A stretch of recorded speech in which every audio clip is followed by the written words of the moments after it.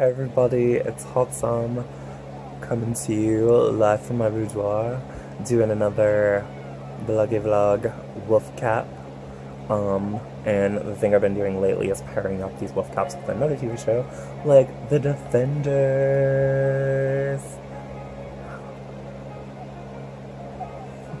I don't know what that was. I guess I was trying to be all those characters at once.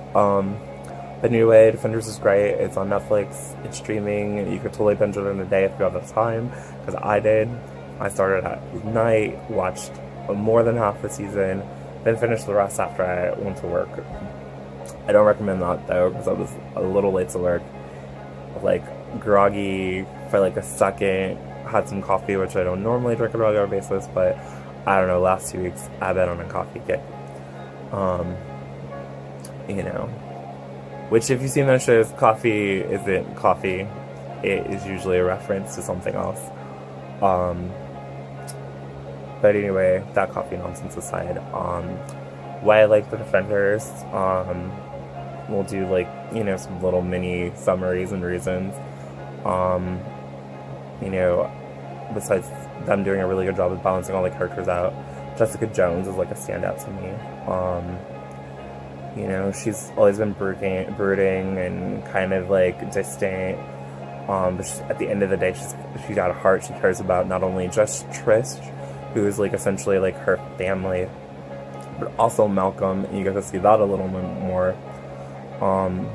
But she, you know, she has feelings for Luke. Those haven't completely gone away. I think, if anything, they've kind of developed into a more maturity.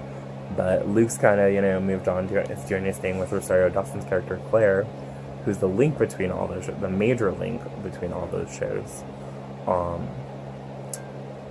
Yeah. And Jessica, like, kind of develops a brother-sister bond with Matt, which I love because, you know, she hasn't had her little brother in her life. You know, he, you know, like most of her family, died, you know, as she was getting her powers, you know, in this freak accident. So it's kind of cool, because it's like, hey, that's another void, that's like a friend, and, you know, you're wondering how she's going to deal and process, you know, kind of what happens to Matt at the very end. You know, it's interesting to see. She has a lot of great heroic moments. 2 moments where she, like, saves the team literally, like, single-handedly, with, like, one hand, literally. You know, so those are fun moments if you haven't seen them.